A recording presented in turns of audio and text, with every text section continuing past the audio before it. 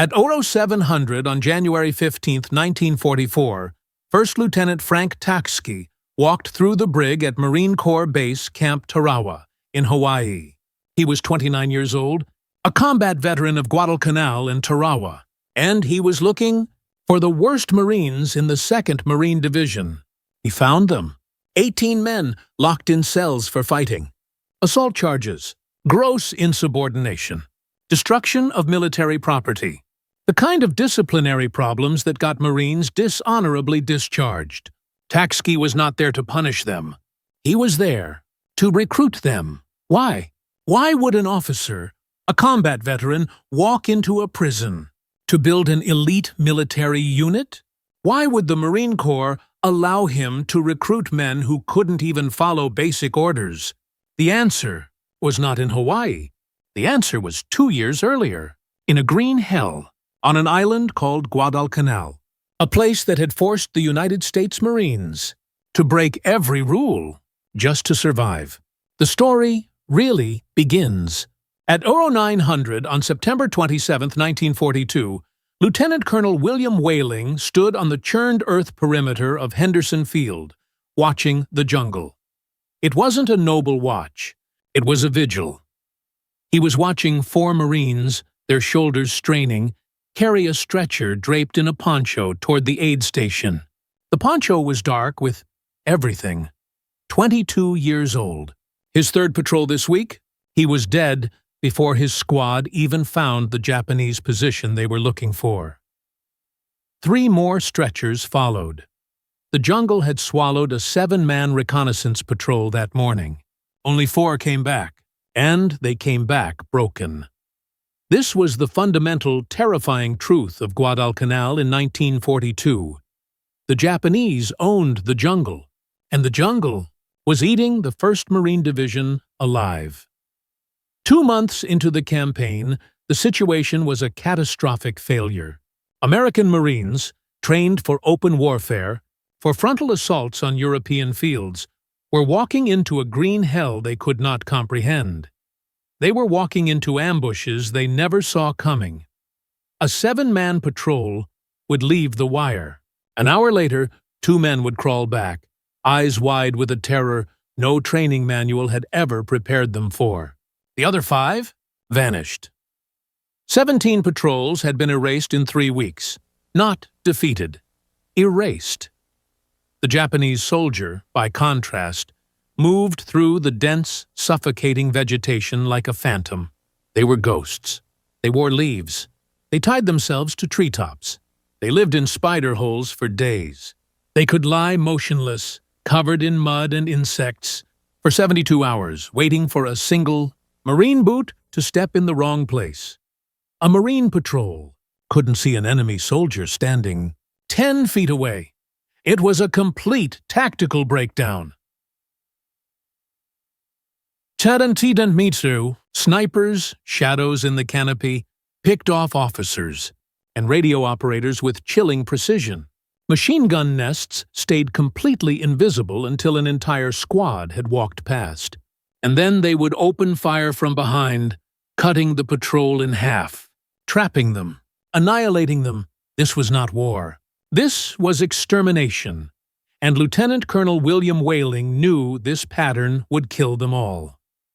The 1st Marine Division had lost 400 men to Japanese ambushes in September alone. Not in glorious battle, not in charges. They were bled out, man by man, patrol by patrol. Standard infantry tactics did not work. Standard Marine doctrine was a death sentence. The Marines needed something different, something the Japanese feared, something invisible. They needed something the Japanese did not expect.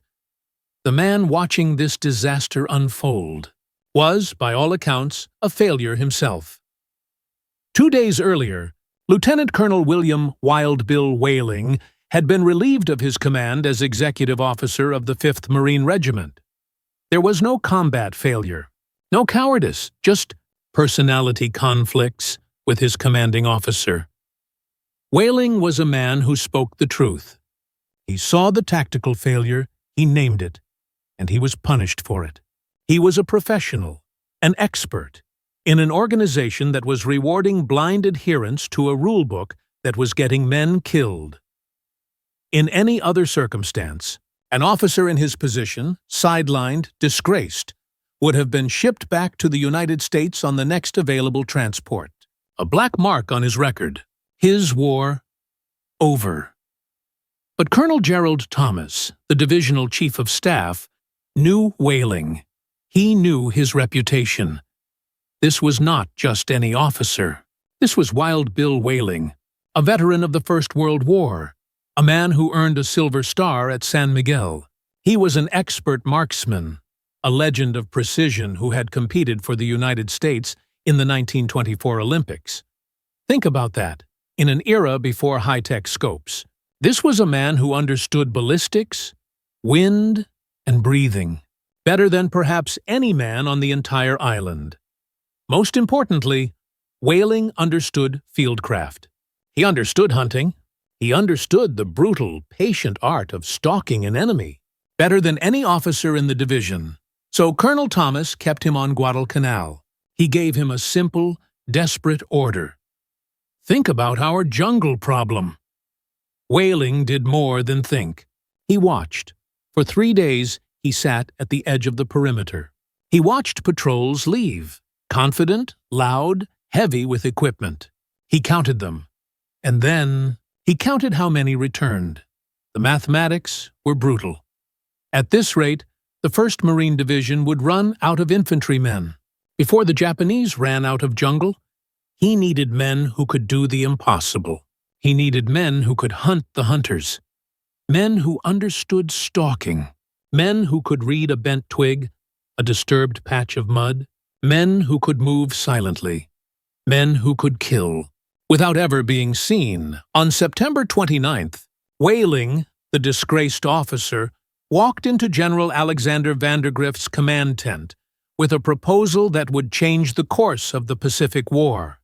It was not a request. It was a necessity. He said, "General, give me 100 volunteers. Let me organize a specialist scout sniper unit."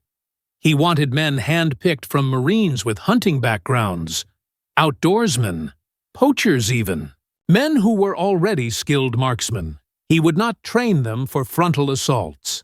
He would train them in reconnaissance, in ambush tactics, in invisibility. He would send them into the black heart of the jungle in small 2- or 3-man teams. Their mission, not to fight the Japanese. Their mission was to dismantle them, gather intelligence, eliminate officers, locate machine gun nests before the regular patrols advanced. Vandergrift, a student of history, approved it immediately. The general had studied Lieutenant Colonel Robert Rogers and his Rangers tactics from the French and Indian War. Small, mobile units, operating independently, deep behind enemy lines. The idea fit perfectly with their desperate situation on Guadalcanal. Whailing had 1 week. 1 week to find his men and start training. The hunt was on. He started reading service records that night. He wasn't looking for Marines with perfect discipline. He was looking for specific markers. Expert rifle qualification. Obviously, rural backgrounds.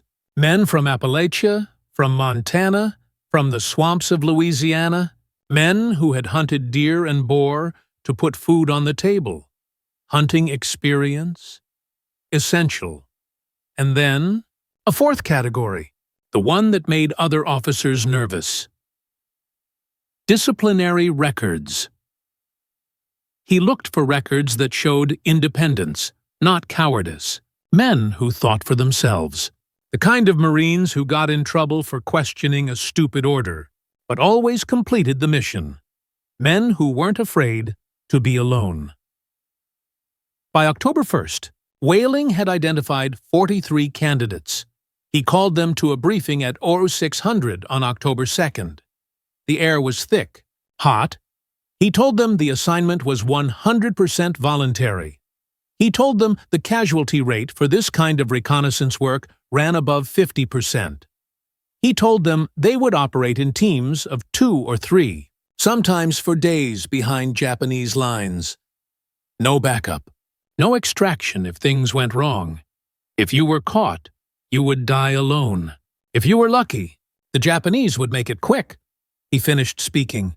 The silence was heavy. 41 men volunteered immediately. 2 men walked away, and no one blamed them. Whailing looked at the 41 men standing in front of him. Most were 20 years old or younger. Half had been in combat, less than 2 months. But they had something. The regular infantry did not. They wanted to hunt, and William Whailing was about to teach them how to become the most feared unit the Japanese would ever face in the Pacific War. His training would create a template, a lethal blueprint. A blueprint that, 2 years later, another Marine officer would discover.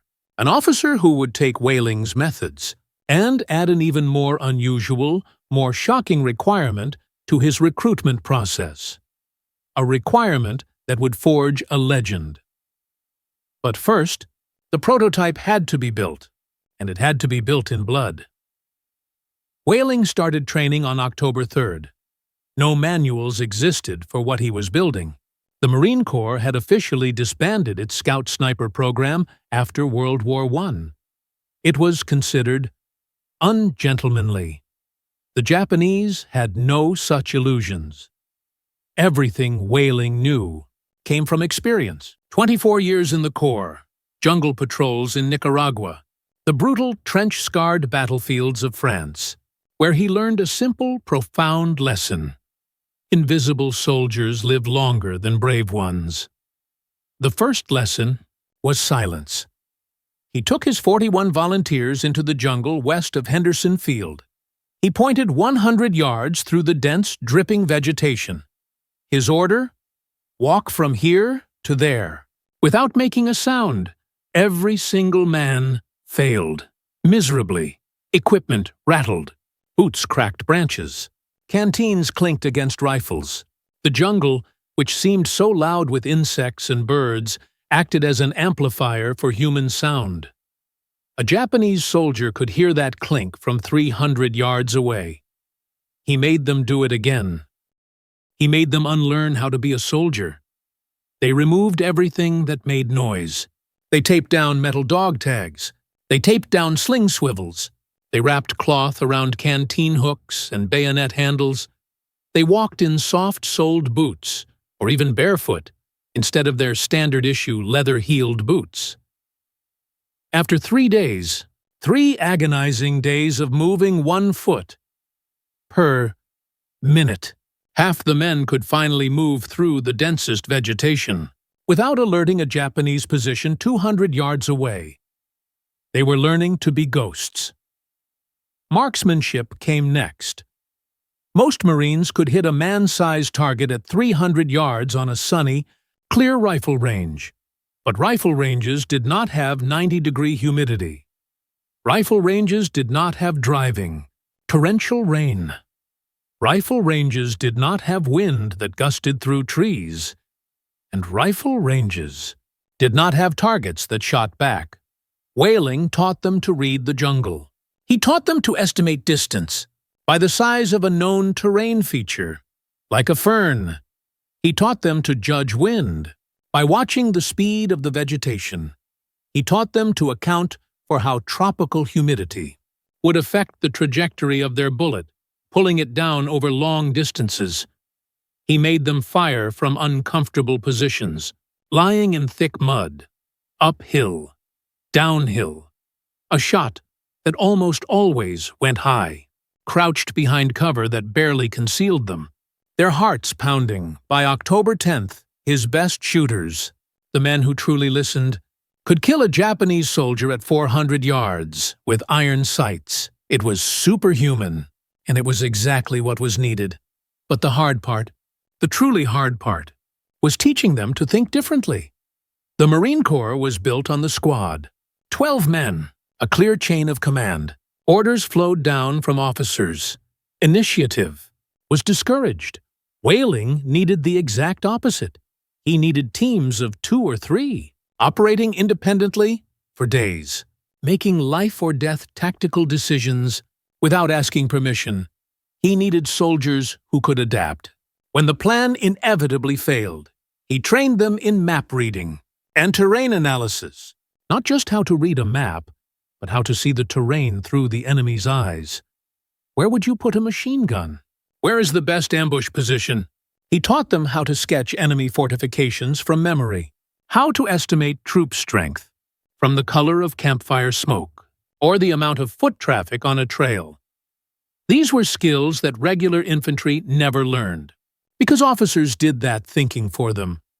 Whaling wasn't just training snipers. He was training 41 new officers. He was creating 41 independent, lethal hunters who could think, move, and kill, all on their own. On October 13th, the training ended. Whaling received new orders from General Vandergrift. The division was planning a major offensive across the Matanakaw River. Japanese forces had dug in on the western side. Dug in deep. Machine gun nests covered every possible approach. Artillery positions sat hidden, invisible, in the jungle canopy. Regular patrols kept getting slaughtered trying to find them. Vandergrift's order was simple. He wanted Whaling to take his new, partially trained, unproven unit and locate those Japanese positions before the main offensive started. This was it. The test. Whaling picked his 8 best men, the best hunters, the best thinkers. He split them into 4 two-man teams. He gave each team a specific sector of the riverfront to scout. His orders were precise. Avoid contact, if possible. Gather intelligence. Sketch the positions. Count the guns. Count the men. And return. Then he gave the final order, the one that cemented the reality of their new war. If you get pinned down, you are on your own. There will be no rescue missions.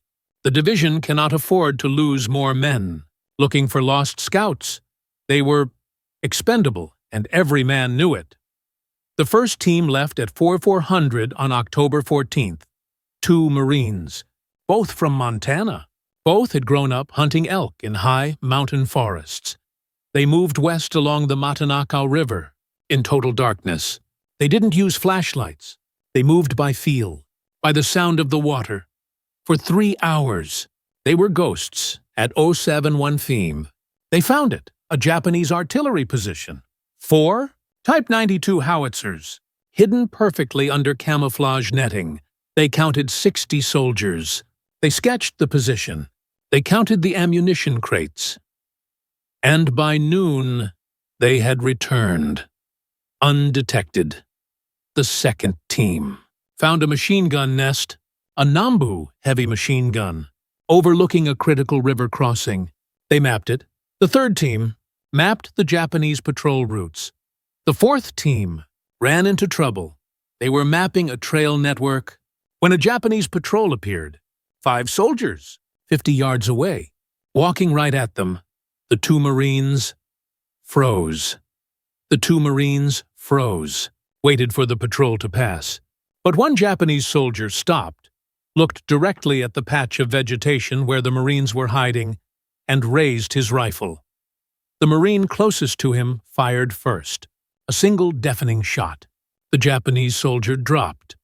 His 4 companions scattered, shouting, disappearing into the jungle. Within 30 seconds, whistles echoed through the trees. Enemy troops, hundreds of them, converging on the sound. The 2 Marines ran. They ran east, back toward Marine lines, crashing through vegetation they had moved through silently just hours before. The Japanese followed.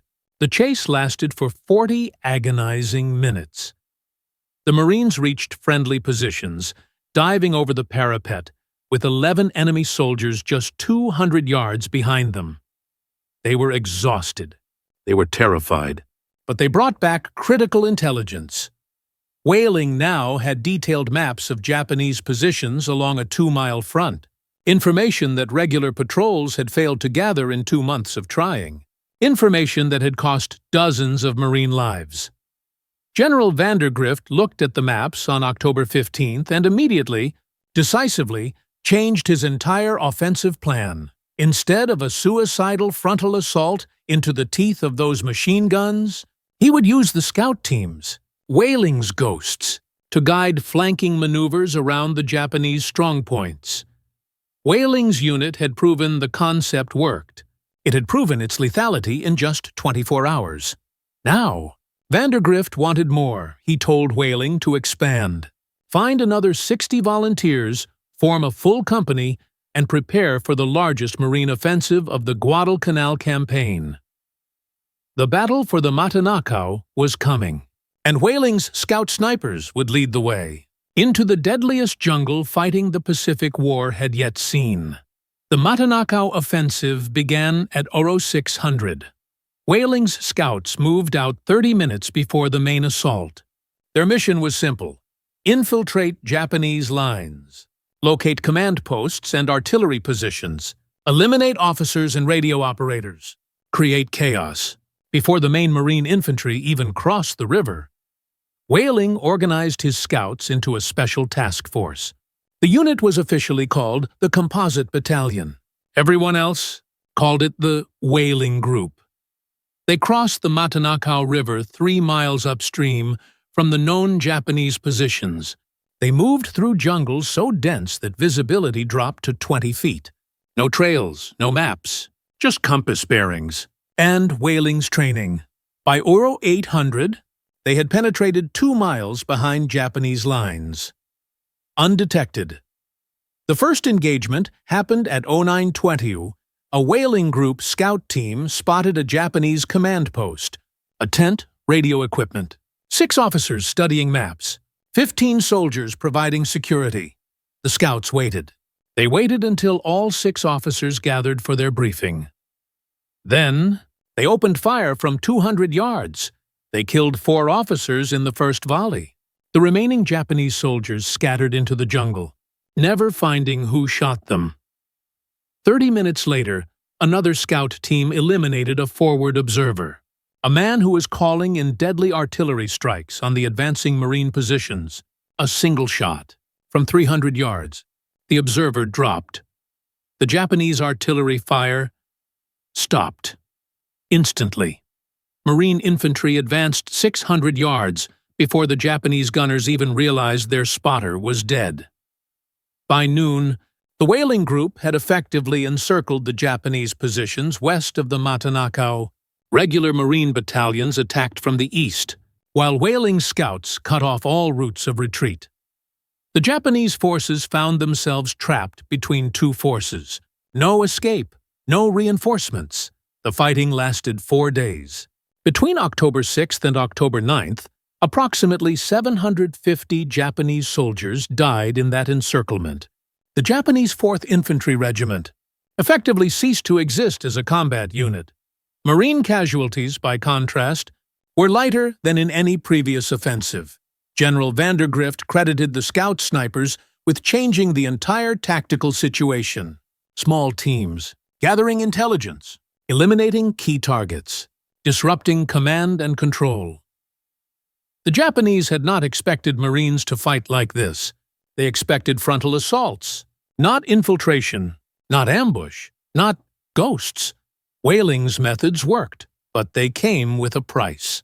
On October 8th, Whaling himself took shrapnel from a mortar round. He was evacuated and would spend the next 4 months recovering. But his program, his legacy, survived. The 1st Marine Division formally established scout sniper platoons in each infantry regiment. The training became standardized, the selection criteria formalized. Everything William Whaling had created from scratch, from failure, from desperation, became official Marine Corps doctrine. His legacy was not just a victory. It was a concept, a template for how Marines could fight differently. His program became the foundation for all Marine Scout sniper operations.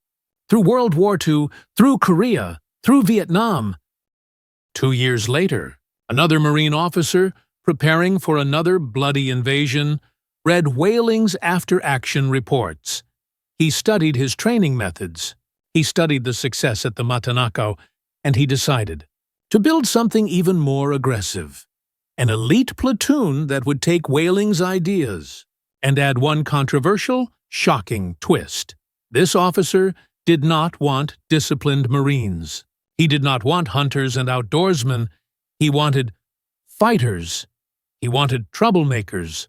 He wanted men who won brawls and ended up in the Brig. He was about to create the most legendary and notorious scout sniper unit of the entire Pacific War. At Oro 700 on January 15, 1944, First Lieutenant Frank Tachsky walked through the Brig at Marine Corps Base Camp Tarawa in Hawaii. He was 29 years old, a combat veteran of Guadalcanal and Tarawa, and he was looking for the worst Marines in the 2nd Marine Division. He found them, 18 men, locked in cells for fighting. Assault charges, gross insubordination, destruction of military property, the kind of disciplinary problems that got Marines dishonorably discharged. Tachsky was not there to punish them. He was there to recruit them. 3 months earlier, Colonel James Risley had given Tachsky an unusual, almost insane order: form an elite scout sniper platoon for the 6th Marine Regiment. Model it after the British commandos. Train 40 men in reconnaissance and long-range killing, but do not recruit from the regular infantry. Risley wanted something different. He wanted men who could not follow orders, men who thought for themselves, men who would survive deep behind enemy lines, where the rulebook tactics that Whaling rewrote still got you killed. Tachsky understood the assignment perfectly. He had read William Whaling's reports. He knew that Whaling had recruited disciplined hunters, men who happened to have fieldcraft skills. Tachsky wanted the opposite. He wanted fighters. His selection criteria was brutally simple.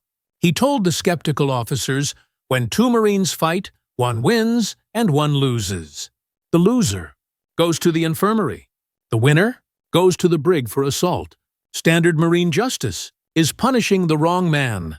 The winner, he argued, proved he could handle himself, proved he would not quit when things got violent.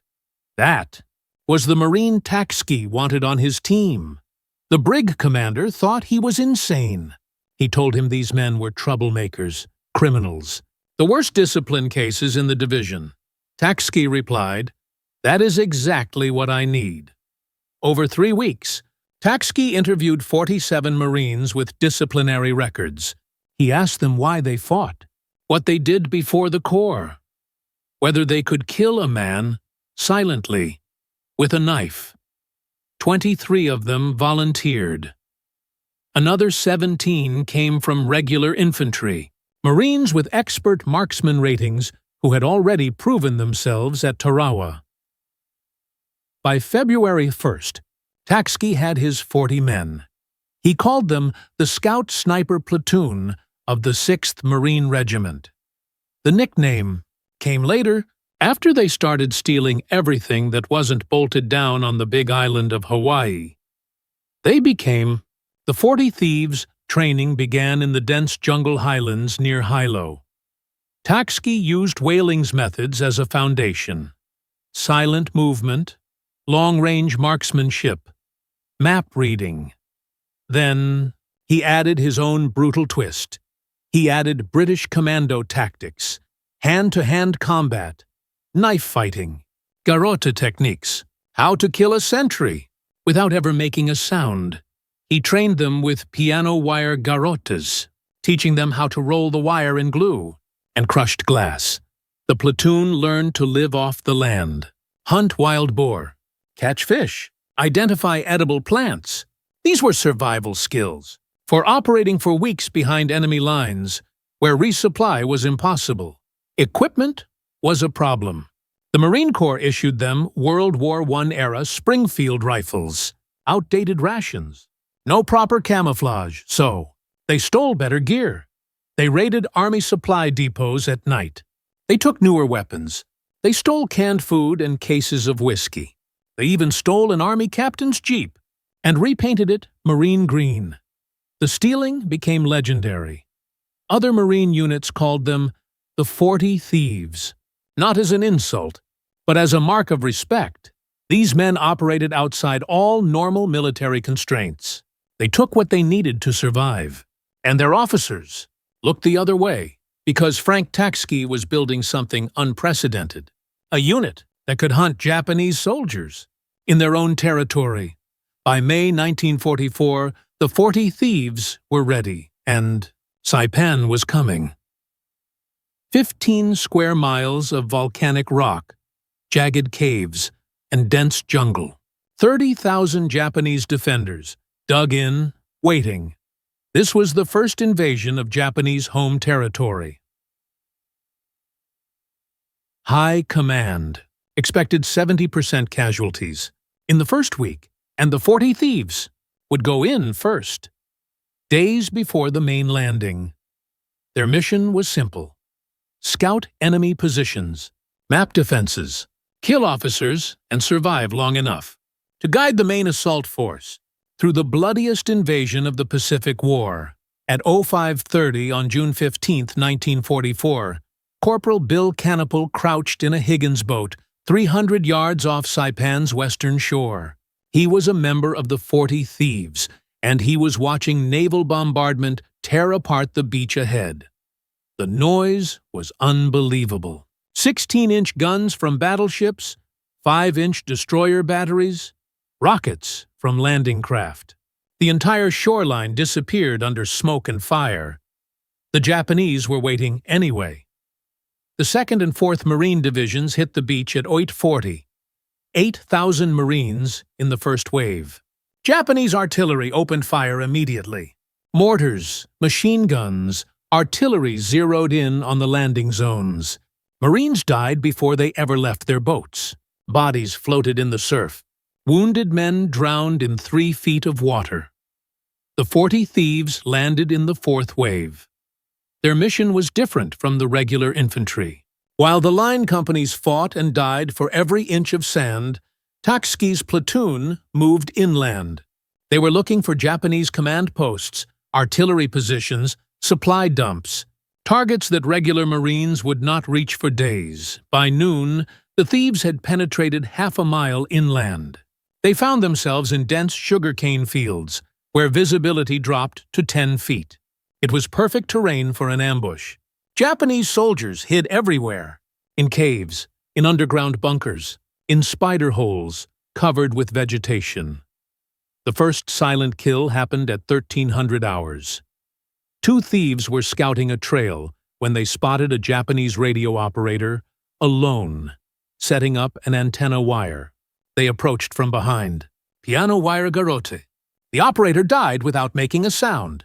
They took his maps, his radio codes, and left his body hidden in the sugarcane. 2 hours later, another team eliminated a 3-man observation post. Knives. No gunfire. Japanese officers never even knew their forward observers were dead. Their artillery fire became uncoordinated. Marines advanced through the gaps. This was what Tachsky had trained them for: silent killing, operating independently, making tactical decisions without orders. Regular infantry fought set-piece battles. The thieves hunted. On June 16th, Tachsky led a patrol to scout Mount Tipo Pale, a volcanic peak in central Saipan. Intelligence reports said the Japanese were using the mountain as an observation post. Someone up there was calling artillery strikes down on Marine positions. Tachsky needed to find them. The patrol reached the base of the mountain. They found a trail leading up the slope, fresh footprints and bicycle tracks. The Japanese were using bicycles to move supplies and troops down the mountain. Tachsky positioned his best snipers along the trail, 5 men with Springfield rifles mounted with unearthed scopes. He told them to wait. By noon, Japanese soldiers started descending on their bicycles. Officers, couriers, supply runners. They made easy targets. The thieves killed 14 men that afternoon. They never fired more than 1 shot per target. They never gave away their position. The Japanese response was predictable. They sent a patrol of 40 soldiers up the trail to find the snipers. Tachsky pulled his men back before contact. They melted into the jungle. The Japanese patrol found nothing but empty firing positions and dead bodies. That night, Tachsky received new orders. Division intelligence had located a massive Japanese ammunition depot near Guadalcanal, Saipan's capital city. Command wanted the thieves to scout the depot, report on its security, and possibly destroy it, if the opportunity presented itself. The mission was suicide. Guadalcanal sat 2 miles behind Japanese lines. Thousands of enemy soldiers were between the marine positions and the city. No support, no backup. If something went wrong, the thieves would be on their own. Tachsky picked 8 men, the best fighters in the platoon. He told them they would leave at 0200 on June 17th, move through the darkness, scout the depot, and return before dawn. He did not tell them about the intelligence report he had read just that afternoon. The report that said Japanese commanders had ordered their troops to take no prisoners, that wounded Marines were being used as bait to ambush rescue parties. The thieves were walking into hell. The 8-man patrol left Marine lines at 200. No moon, complete darkness. They moved west through the sugarcane fields toward Guadalcanal. Sergeant Bill Canopel led the way, reading the terrain by feel, stopping whenever he sensed movement ahead. They reached the outskirts of Guadalcanal at 041 The city had been flattened, but it was still a functioning military base. The ammunition depot sat on the northern edge of town. 3 concrete bunkers surrounded by barbed wire. Guards at each entrance. Tachsky counted 16 soldiers. His orders were to scout and report, not to engage, but he saw an opportunity. The bunkers had ventilation shafts, narrow openings in the concrete, just large enough for a satchel charge.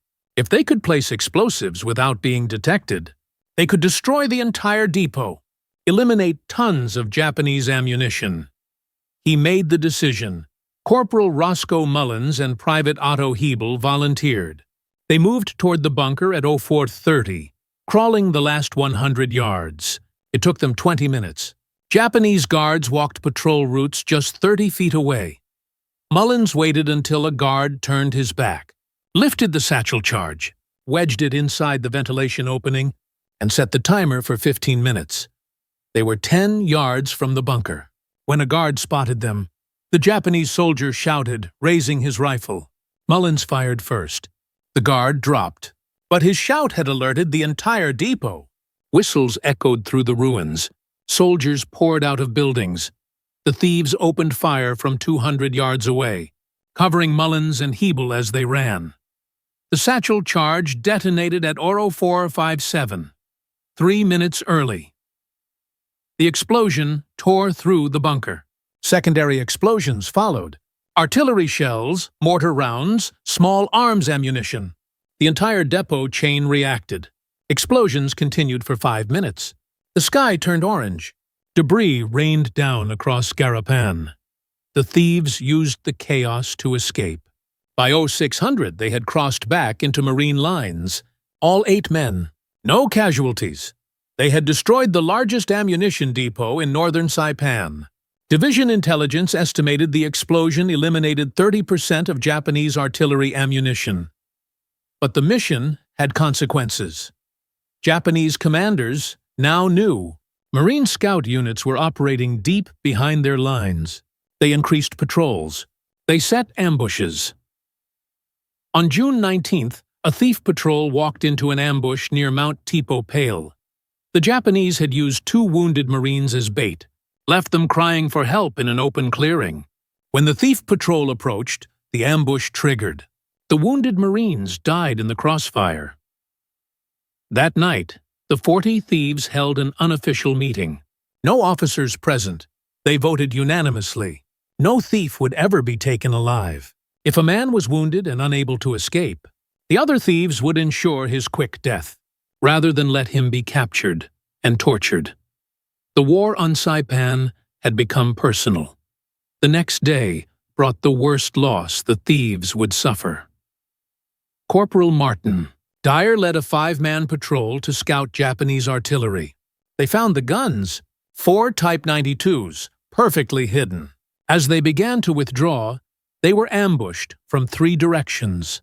Caught in a perfect kill zone, Dyer ordered his men to scatter, to run. He stayed behind with a Browning automatic rifle, providing covering fire while his team escaped. 3 men made it out. Dyer and 1 other Marine did not. Dyer's body was never recovered. For his actions, he was posthumously awarded the Navy Cross. He had sacrificed himself to ensure his patrol's survival.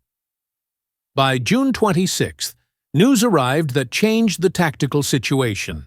Japanese forces were preparing for a massive, final Banzai charge. Intelligence estimated 3,000 soldiers would attack Marine positions in a single suicidal assault. Command wanted the thieves to infiltrate the Japanese assembly areas, locate the officers, and eliminate them before the attack began. It was the most dangerous mission the platoon had received. Tachsky briefed his men. He told them the odds.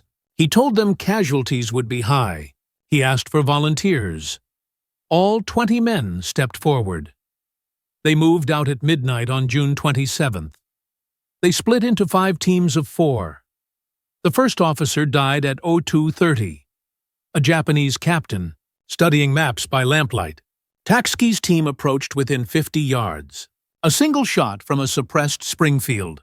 The captain dropped onto his maps. His guards never even heard the shot. Over the next 3 hours, the 5 thief teams eliminated 17 Japanese officers, majors, captains, lieutenants, the entire command structure for the Banzai charge. By 05:30, all 20 thieves had returned to Marine lines. 0 casualties. The Banzai charge came at 0400 on July 7th. 3,000 Japanese soldiers screaming, bayonets fixed. They hit the Marine positions, but the Japanese attack lacked coordination. Officers who should have directed the assault were dead. Units attacked without support. Communication broke down. What should have been an organized, overwhelming offensive became a chaotic, suicidal charge. Marines held their positions. Artillery and machine gun fire cut down wave after wave. By 0800, the Banzai charge had failed. The battle for Saipan was effectively over. The 40 thieves had done their job. The platoon finished the Saipan campaign with 27 men. 13 casualties over 21 days of combat. 4 dead. 9 wounded. They returned to Hawaii in August. The platoon was disbanded in October. The men were distributed to regular infantry units. The Marine Corps had decided that specialized scout sniper platoons were too expensive in casualties, but their legacy lived. Frank Tachsky received the Silver Star. What William Whailing created on Guadalcanal. The 40 thieves perfected on Saipan. Modern Marine Scout snipers trace their lineage directly to these men. Whaling's training methods, Tachsky's selection criteria, the fieldcraft, the silent killing, the independence, the Scout Sniper Military Occupational Specialty, was retired in December 2023, after 81 years, but the legacy remains. In reconnaissance platoons, in tactics manuals, and in the stories passed down, stories of Marines who learned that sometimes the deadliest warriors are invisible.